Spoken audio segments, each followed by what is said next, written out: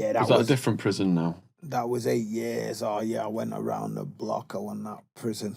I went to a few different prisons. I started off in Strangeways, Catty, ended off in Dovegate. Stayed there for 2 years.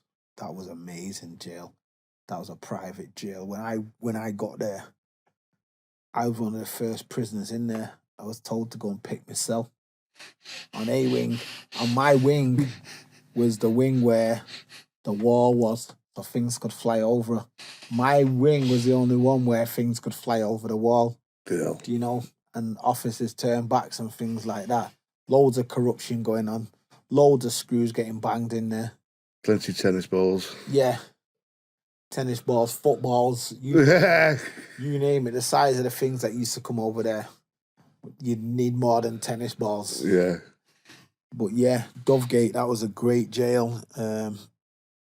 Mates having affairs with screws, things like that. I paid a couple of screws to bring me a couple of items that you wasn't allowed on the canteen. And yeah, that was a good jail. Had a couple of fights in there. Battered some kid because he was on Christmas Day 2001 because he was throwing tomatoes, having a laugh and a joke, and I didn't find it a laugh and a joke that I was away from my kids. I asked the kid to say sorry. He says no, so I went into his cell and punched his head in. Do you know, he thought I was just a fat guy that couldn't fight, but I could hold my own. That was on Christmas Day 2001. Some Muppet from Leeds called Danny. Still on Muppet now, even though I don't own no malice against nobody. What else happened in that jail? Yeah, I wasn't allowed in the workshops because of my violence tendencies. They put me in a workshop and then realised there was weapons there and then took me out. So I was on the server cleaning laundry. One time I was arguing with someone on the server and there you had proper plates, not plastic plates. So guy got cheeky, so I slammed his plate on the top of the hot plate, saying that he wasn't getting any food. Little did I know that the plate was going to smash, and a shard of the porcelain went into somebody's neck, and he nearly died, some innocent bystander. But it was only an accident. I didn't get any trouble for it or anything. But yeah, someone nearly died. So that guy with the fucking porcelain in his neck. Yeah. But you know what? You got to see the funny side of that, though. I mean, to be honest, you should have seen it. You've never seen blood like it. And I've been in a lot of situations where I've caused accidents. Yeah. Where blood's been. You've never seen anything like it. It was like something out of a horror movie. Must have just got the right vein. But I believe he took the jail to court, and I believe he was well compensated by insurers.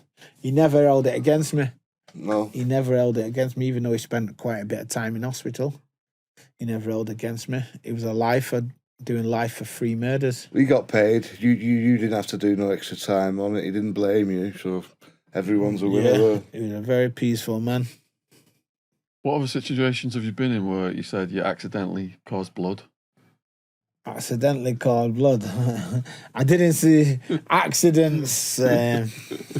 I've been in quite a few situations where I've caused blood. Obviously, I've been charged with shootings. I've not been convicted, so I can't admit to being... Yeah, let's not go there. Yeah, but I was charged with stabbing somebody up and making him break dance to Spice Girl music and sing. And I was found not guilty because the reason I was found not guilty is because obviously he named me as Darryl Laycock, but he didn't know my name. Someone had told him my name, so I was found not guilty on the hearsay evidence thing. I had a brilliant barrister who brought in a stack of papers to explain what hearsay evidence was to the judge, and I was cleared and found not guilty. You need decent barristers, don't you? Yeah, I still have a working relationship with my barrister now. And that was the first time I worked with him, 96, 97, and I've got a programme coming out with him. I've been on one show with him. I've got a programme coming out with him in January on BBC Primetime. when you're growing up, you tend to stick with like county courts and stick with like, a normal solicitor. But as you get a bit older, your crimes are getting more serious. It's more of barristers and crown courts, isn't it? Yeah, my barrister is actually a QC now, and he's never ever prosecuted, which is rare. He's a defence specialist. Wow. So I speak to him quite often. We do some work together with the TV stuff and all that, and he supports anything that I do. I do a lot of charity work, and he's always the first to support it. That's good. That's very good. What charity work do you do? I do a lot of school work for free. I feed homeless people. I collect for kids' charities, provide clothes, bedding, nappies for charities. At Christmas last year, I raised enough to feed 30 families, provide families alongside my friend with 30 ampers. I just do everything I do. I try and do good. I try and do a good deed all the time. Obviously, a lot of my work I do in schools. Pay it forward. Yeah, a lot of my work I do in school, I actually lose by doing it because sometimes it costs me. Yeah. And I don't get no government support whatsoever. What's the reaction from the kids? I get an amazing reaction from the kids. They all message me on social media saying, thanks for coming, you've changed our life. There's your payment right there, isn't it? Yeah. And you know what it is? A lot of people won't cut. The kind of people in this kind of work, you'll know because you do public speaking. A lot of people have got egos and they won't come out of their house for nothing. Whereas I put people before profit. Yeah. And I've never put profit before people because I've always been a person that gives. Even though I was involved in one of the bloodiest wars of our era, I've always been Darryl to people, not the devil to people. Yeah. So to speak. So, yeah, I've always done that. So if you were at a chippy and you were getting kebab and your mate was skin, you'd get him a kebab, like. Yeah, I'd always look after everybody else before I looked after myself. I'm still like that now. Even though I might not be able to afford the big meals that we used to have, I still always look after the person. It's like if you go on a date, you don't let the woman pay, so to speak. Not that I go on dates, but, I've always been a gentleman kind of thing, So as a gunman then, when you're in the prison and this war's going on, did you feel the need to have weapons in the prison system? Let him be the nice person for a minute. Sure, just the blood and guts, innit? I'm always going to be a nice person, but I'm always going to be that. I was always going to be that person. No, not necessarily. Not necessarily always had weapons. I always had a shiv somewhere. But I mean, if you're going on visits or you're going off the wing, you can't really carry a shiv with you because you know yourself. So, you get searched coming on and off the wing. But I always had a shiv. I always had a cup, had a plate that I could crack at any time and stick in somebody's neck. How easy was it to get material for the shiv? People working in workshops, it's very easy. Another incident I had in... I said I wasn't going to get in trouble no more. 2005, I was in Winston Green. I'd been shanghaied from Dovegate. I'd gone like loads of different jails. So I ended up in Winston Green and I thought, I'm going to work here. I went education. I become an education orderly. And, the orderlies, they're seen as a soft touch and all that. So I was... I just had to go and collect numbers. That's all it was. I'm in a Birmingham jail. I'm the only man in there.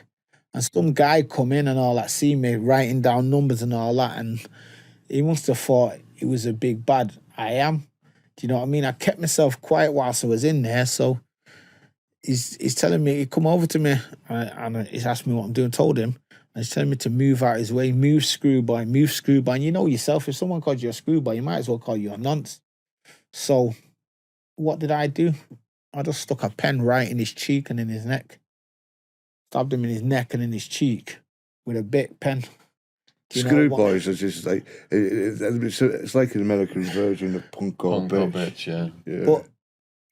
But he's not gonna ever call anyone a screwboy again. No. But when I've done that, But he was trying to bully. And the bully got bullied. But obviously he didn't know who it was, and he didn't know my name, because everybody else in the jail, but he'd just come there and knew, thinking he was a big bad man, and that happened to him. Do you know what I mean? Not only that, he's calling me a screw boy. I get taken down the block. He's gone to the hospital, and then the police come and take my clothes and my trainers because he wants to make a statement. You know, he's calling me a screw boy, then he wants to get me charged. But at the time, I was kind of like, I had a special female teacher at that time. We're not going to go into that, but I had a teacher friend at that time, and she was a witness to the adjudication. And at the time, because I got a bad wrist where I got shot in, I had a metal, you know, the have you seen the wrist straps and you have a metal plate in it? Yeah. Well, my excuse, he got cut like that because I'd hit him with this, which wasn't, it was a big pen. Maybe you want to charge me, maybe you don't, but I'm doing good now. And I'm not glamorizing things, but this is what happened. I'm not going to lie. So a teacher come and says, she perjured herself and says, I hit him as well. So I'm surprised you didn't turn that metal thing into 2 shanks. The thought had crossed my mind. But yeah, he tried to get me charged. It didn't work. I got a few days in the block, and he spent a bit of time in hospital, but that was it. What finally made you change your heart about the lifestyle? You know what it was? I'm not going to go into it because it's very, very private, but something happened to a family member, and it made me realise that the boys on the street want my family. When I was in jail, they didn't look after me. When I was out, they wanted me to help them make money and things like that, back them up, and they wanted to back me up. But when something happened to a family member, and I thought to myself, I'm doing all this badness, looking after my mates on the streets, and my family are the ones that are suffering. So I had to put my family before my boys. And get your priorities right. Yeah. So when I was released from jail, 2008, 16th of August, 16th of August 2008, I was caught with 500 bullets in Hunts Cross McDonald's. My co-accused were caught with some guns at his house, but that's neither here nor there. And that's possibly the best thing to ever happen to me, more so than my kids, because if I would have got back to my side with them bullets, people would have got killed. Two dead people. Each one of them was a person. Not. There's no two ways about it. I might not have killed anybody, but whoever I give them bullets, distribute them bullets to, they would have been deaf. They would have been. So it's the best thing. It's a blessing in disguise. Moving on to the incident that happened. Something happened to my family member, and I thought, nah, this is it. I can't do this no more. I can't go back to jail, because my mum, as her oldest son, my mum could only sleep when I was in jail, because she'd had a knock on the door saying he's been charged with murder. Knock on the door, had been shot. Knock on the door, had been stabbed. She knows she can sleep because she knows that you're all right. Yeah. So, yeah, I come out of jail 2006. Got stabbed in 2006 7 times. Where were you when you got stabbed? I was in a club in Bradford. I walked through the door, and people tried to ask me for money, and I've never paid going in a club. And you know that big bravado, you just think it's going to work forever. And obviously, if you scare someone that much, it's like if you back a rat into a corner, it's going to attack you. Yeah. It don't mean to. It's going to jump over your shoulder, but it's going to bite you on the way. So, yeah, I was in a club, and the promoter come up to me and says, yo, D, yo, D, what? And he just started stabbing me. And I was on the floor, and I don't know how, but I just kicked him on his ass, jumped up, got out of there, jumped in my car, got to the hospital, collapsed in the car park. The police found me unconscious in the car park. So, yeah, that's what happened when I got stabbed.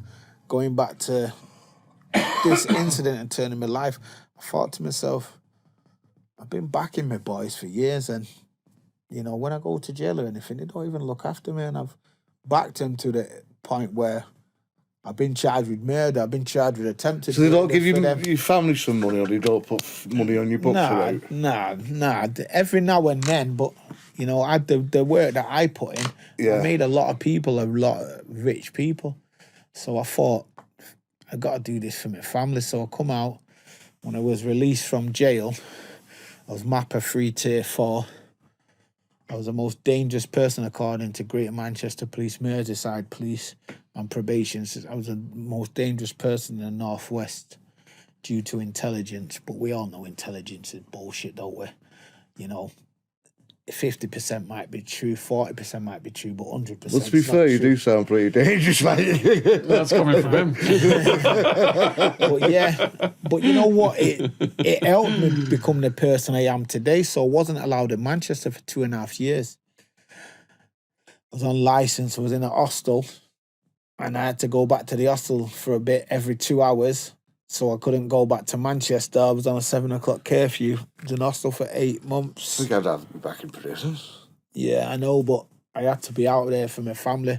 So I done that for 8 months, and then I got an house in Liverpool. I wasn't allowed back to Manchester, and for 2.5 years, I went back to Manchester 2013 after my mum was diagnosed with terminal cancer. I went to look after my mum. So I looked after my mum through a battle. She died in March the 3rd, 2015. Buried her on the 16th of March, the 15th of March. Someone was shot at my mum's funeral. What? Someone was shot at the reception of my mum's funeral, yeah. Shit, man. And people thought that I was going to go back to the old me, but I thought to myself, I made promises that I wouldn't do anything. I wouldn't go back to jail. And I thought I'd just leave it to karma. So that's what I done. And throughout that time, I started volunteering. I started volunteering with an organisation in Liverpool because I wasn't allowed in Manchester called Cells. And to be honest, Cells is most ugly. Obviously, there's like loads of organisations, people that have made me the person I am today. Yeah. But Cells was there for me. I started volunteering where we used to go around schools taking a cell, around showing kids what it's like to be in gangs, to be abused, to go to jail and so on. And then it's just gone on from there.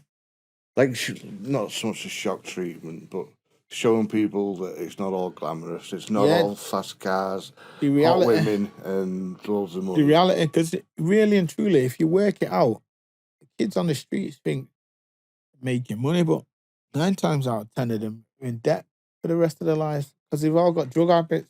It's got bad, especially down London. The people but college people are getting stabbed for the phone. College lads they've got a future. They're doing something, and some lad will just ride up and Or throw acid on the face. yeah. For no reason at all. Exactly, but crime does not pay. If you work it out, if you work in McDonald's or a low-paid job for 20 years and you're on the streets for 20 years, which one's going to make the most money?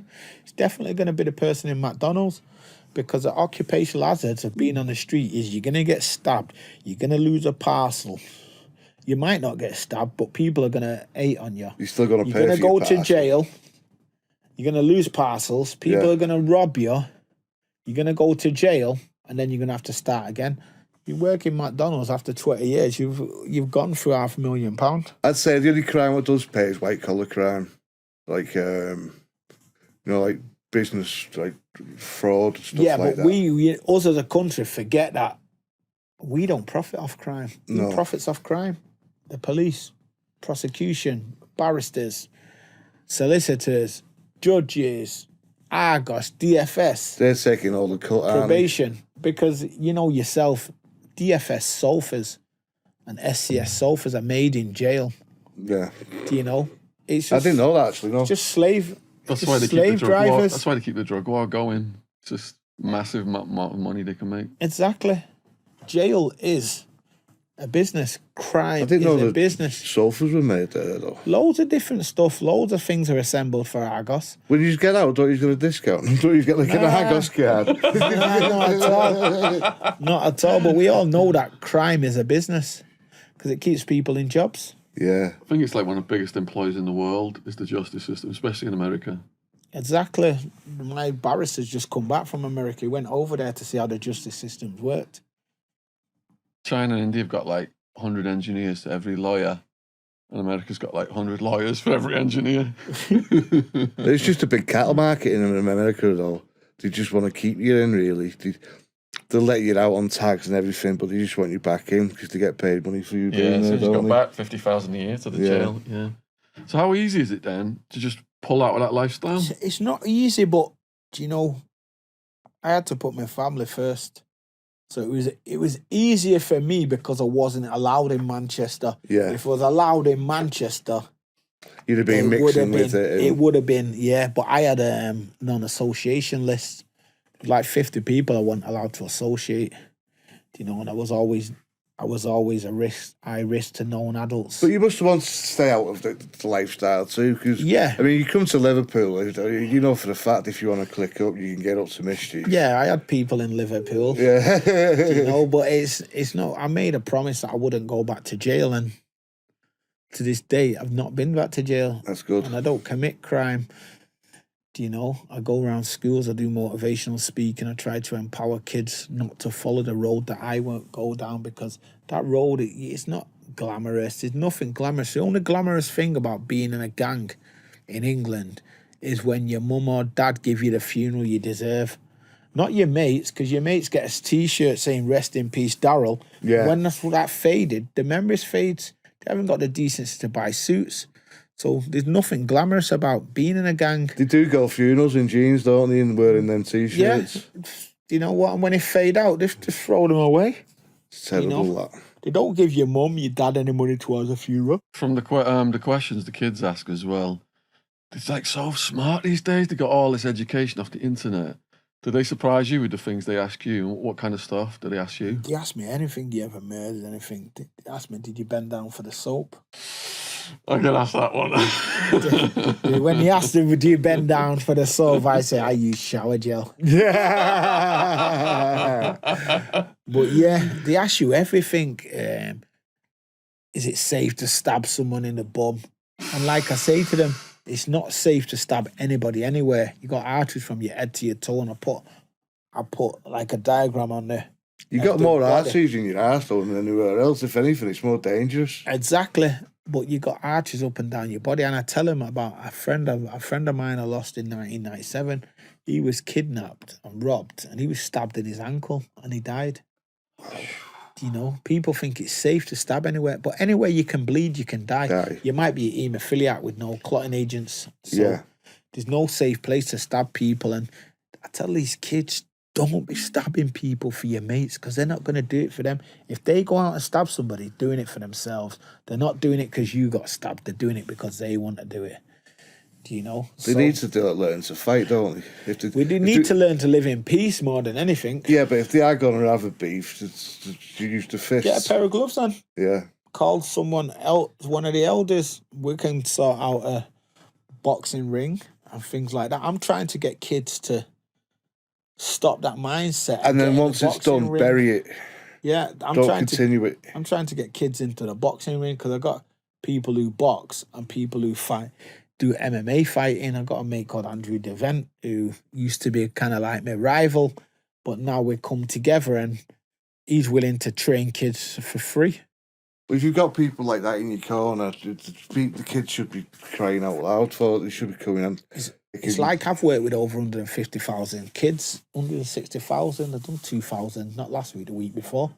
And I don't get no government funding. The only people who fund me is the people who own this company, twins, who are my mates. They come from the road. Yeah. Do you know what I mean? They're the ones that look after me. They're the ones that make me be able to go to these places, because I couldn't go otherwise. Well, why won't they should pay you to go to school, surely? I know, but some schools will pay. But whilst they're waiting to go through the red tape and all that, there's kids getting killed every day. I'm not Yeah. waiting for that, so I'd rather go off my own back. And Get then the if message something out. comes along, it comes along. But I know that the twins are always going to look after me. Yeah. Do you know? And what is it that Twins does? The twins, they sell clothing and hats. But they're So we from- could put a link in under this video for Twins to Yeah, help yeah. support what you're doing. Yeah, they sell clothing and hats, but they come from the streets like me. They left school at a young age. I'm not going to go too much into their business, but Yeah. now they sell hats and clothing. They started with 6 hats, and now it's a decent business.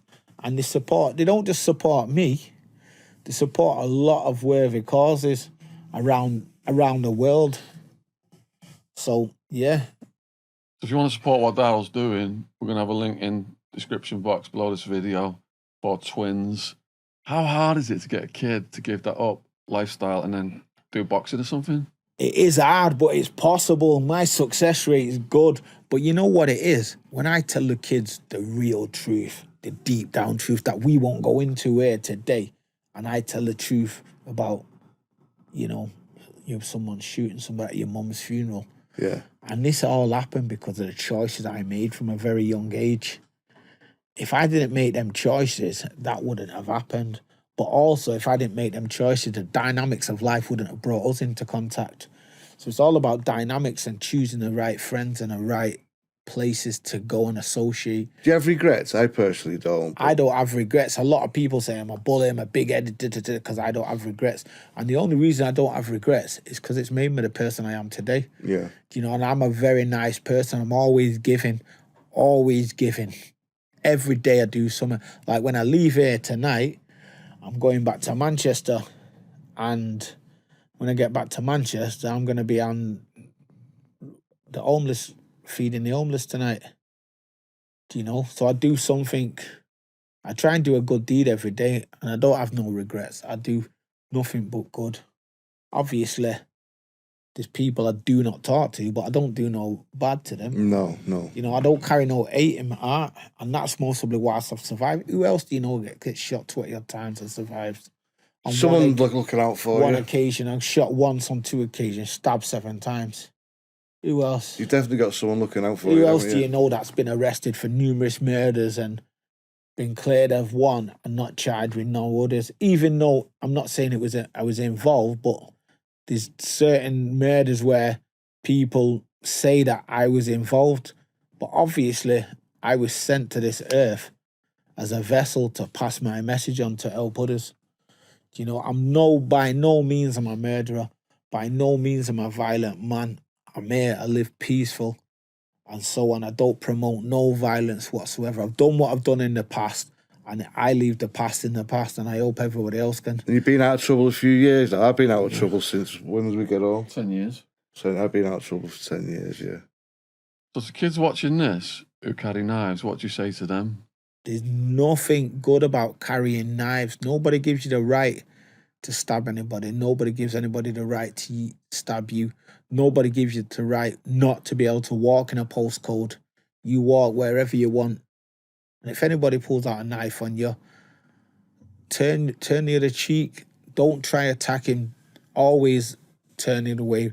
And a lot of kids are dying through people trying to rob them of the phones, of the cameras, of the iPods. If someone pulls out a knife on you, give them your iPod, give them your phone, give them your trousers, whatever they ask for you, because you only get one life. You get 100 pairs of trousers, you get 100 phones.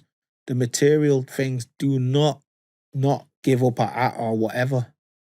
They say fight or flight, don't they? But I'd say personally, just, you can't fight against a knife, just flight, just run away, give them what they want.